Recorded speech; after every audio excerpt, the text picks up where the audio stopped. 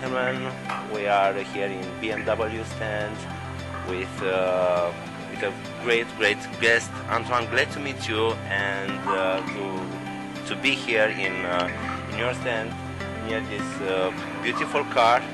And I want to ask you about this beauty, because a lot of us just seen this car earlier in Mission Impossible 4, yes, and now from Geneva just here. So it's a premiere for France also, and I think a lot of visitors just see that for the very first time and can touch it. And yeah, definitely, you're right. This is the first time the cars, so BMW i8 and BMW i3 concept are in Paris and in France for the public. And of course we are very proud to show you and to explain you what is the involvement of BMW Group into sustainable mobility. BMW i is really a new form of individual mobility. It stands for inspiring design, as you can see, with this completely new shape, very futuristic. It stands as well for visionary mobility with new application, new services to facilitate the life in the urban area. And as well, it stands as well for sustainability. Sustainability completely integrated within the production process and within the materials, and as well, of course, in the usage of the car, since i3, for example, is a 100% electric vehicle, so zero emission. I see. Can you tell me a little bit more? I just spoke with you earlier, and BMW that keep the tradition to have transmission on the back, so it's a sport car for those speed maniacs. What are the, let's say, the characteristics of this car? Because I've seen it in the movie. It's quite amazing. It's quite fantastic. It looks very ferocious from the face.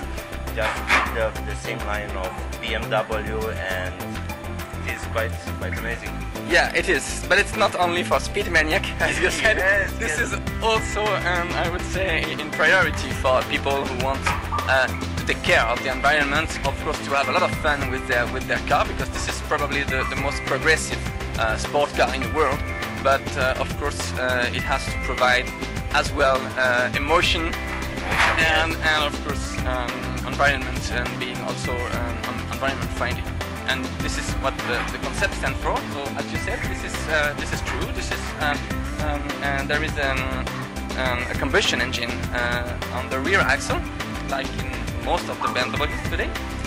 And this is only a 3-cylinder engine, only 1.5 liter, so very small cylinder, because this is this is the philosophy of BMW i, to be as efficient as possible. So less is big, let's say. I see. And it develops somehow 220 horsepower. And on the front axle you have an electric engine. It's the same as in the BMW i3, and in this case the engine develops 130 horsepower. So the total power of the car is 350 horsepower. So very sporty car. Quite a lot. And also very nice this view with opening. It is quite an open to a viewer, car. You can see it, the nature from inside, which is quite amazing.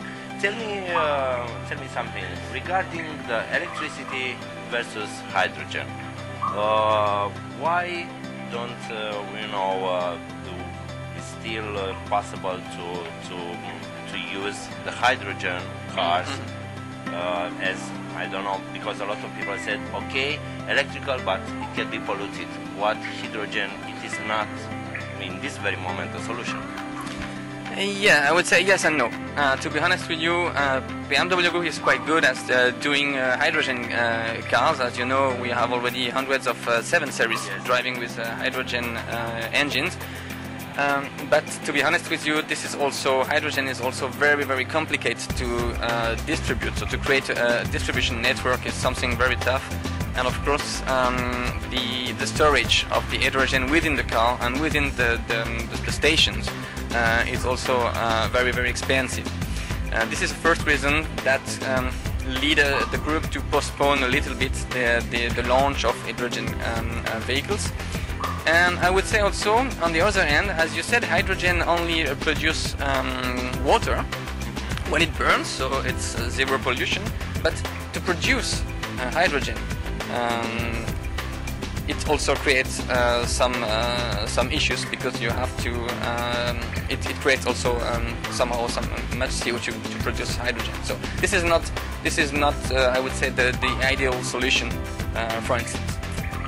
And thank you for being so honest, because I think that all the consumers must know, beyond the advertising, what are the real issues when we are talking about sustainability, electric cars, and because a lot of them are so afraid. Okay, I'm just bombarding with electric message. Okay, be electric, but you just explain very, very good what are the, let's say, the issues in this very moment.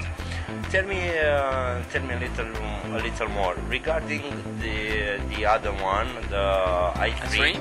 Yes, because you told me it is a dedicated city car, and when will be available on the market? Yeah, so the BMW i3 is a 100% electric vehicle, and it will be launched in somehow 18 months, end of 2013. And what you can see today, the concept car is somehow 80% close to the serial model, so very close to the final result. What is interesting with these vehicles, like the i8, is that the engineers started from scratch to create those cars, because this is the issue with electric vehicles. You have to build a very light car in order, because lightness brings range or dynamic. You can choose or both in our case. But this is really the crucial issue, to build the car as light as possible. And the engineers, they start from scratch and create a new architecture for BMW i called the live drive architecture. It means that this car and this one are built with a base of aluminium. The drive module, it's 100% aluminium, and in this chassis you find the battery and the engine, of course. And on top of this base, we put this live module, so the cockpit, which is made of a carbon fiber. And this is really what is completely innovative with BMW i. This is new materials, very light materials, to provide, of course, range and fun. Thank you very much.